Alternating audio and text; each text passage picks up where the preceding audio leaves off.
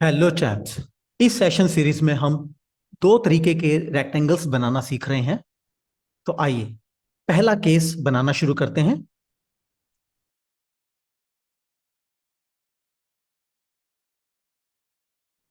इस रेक्टेंगल में आपको इस रेक्टेंगल की दो साइड्स दी होंगी। तो चलिए शुरू करते हैं। चैम्प्स, हम एक रेक्टेंगल बनाने जा रहे हैं ए बी सी डी। इसमें हमें ए बी दिया हुआ है 7.2 सेंटीमीटर और बी सी दिया हुआ है हमें 5 सेंटीमीटर। चैम्प्स, सबसे पहले मैं ड्रॉ करने जा रहा हूं एसी लाइन को। यह है 7.2 सेंटीमीटर की।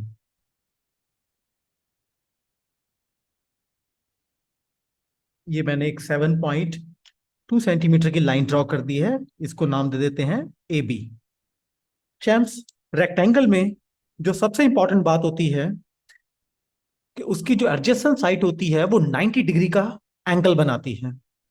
तो बीसी हमें बनाना है 5 सेंटीमीटर, मगर बीसी ए बी पर एग्जैक्टली 90 डिग्री का एक एंगल बनाना चाहिए। तो इसके लिए मैं कंपास ले रहा हूं और बी को सेंटर मानकर, क्योंकि बीसी ड्रॉ करने जा रहे हैं, मैं बी को सेंटर मानकर एक आर्क लगा रहा हूं।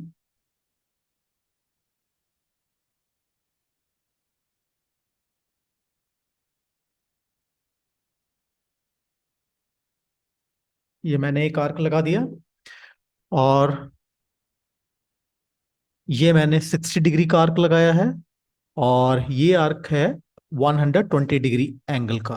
और इन दोनों आर्क को सेंटर मानकर, जहां ये दोनों कट कर रही हैं, 90 डिग्री के लिए मैं एक आर्क प्लेस करने जा रहा हूं।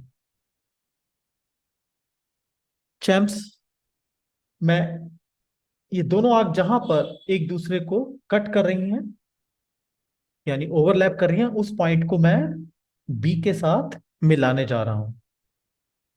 ये मैंने बी के साथ मिला दिया और एक रे मैंने ड्रॉ कर दिया है। इस रे को नाम दे देते हैं बी एक्स। चैम्प्स, अब हमारा बी सी जो है वो है 5 सेंटीमीटर। तो मैं कंपास ले रहा हूँ। सॉरी, 5, हाँ एग्जैक्टली 5 सेंटीमीटर है। कंपास ले रहा हूँ और कंपास में मैं 5 सेंटीमीटर का एक मेजरमेंट ले रहा हूँ। ये मैंने मेजरमेंट ले लिया।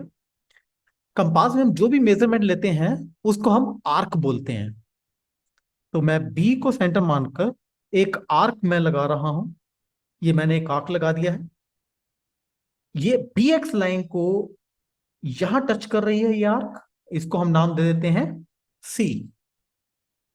चैम्स, रेक्टेंगल में हमने दो साइड्स को बना लिया है और अब बाकी की दो साइड को बनाने के लिए हमें और मेजरमेंट चाहिए। तो रेक्टेंगल की करेक्टरिस्टिक ये होती है कि उसकी दोनों अपोजिट साइड्स इक्वल होती हैं।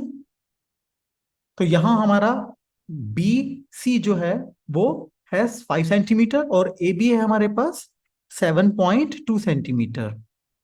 तो मैं क्या करने जा रहा हूं, मैं ए बी एक आर्क लेने जा रहा हूं जो इसी ए बी लाइन के बराबर होगी। तो अब मैं स्केल का यूज नहीं कर रहा हूं।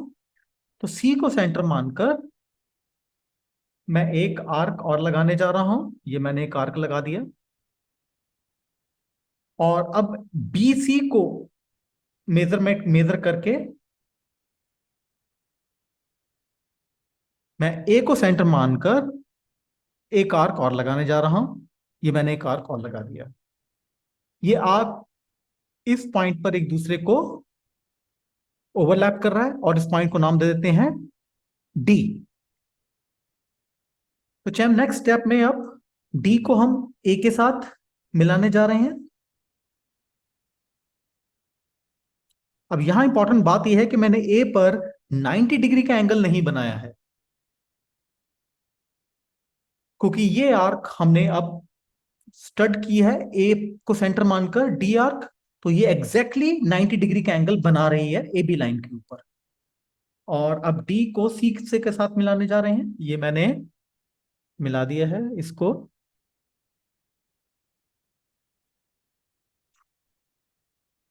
तो ये हमारा रिक्वायर्ड रेक्टेंगल बन चुका हुआ है।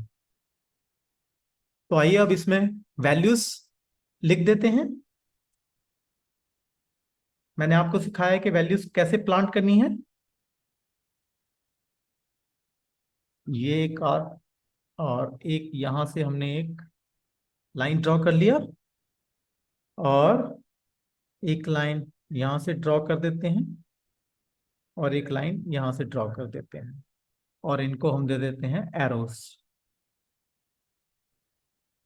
तो ये आप गई हमारे पास 5 सेंटीमीटर।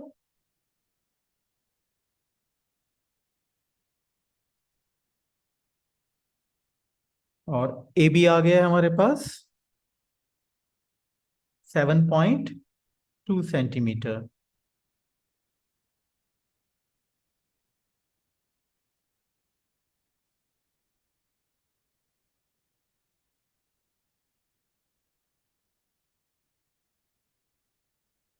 चैम्प्स, मैं आपको एक एक्टिविटी दे रहा हूं, उसे आप परफॉर्म कीजिए इस क्वेश्चन के साथ, और मुझे कमेंट बॉक्स में मेंशन करें।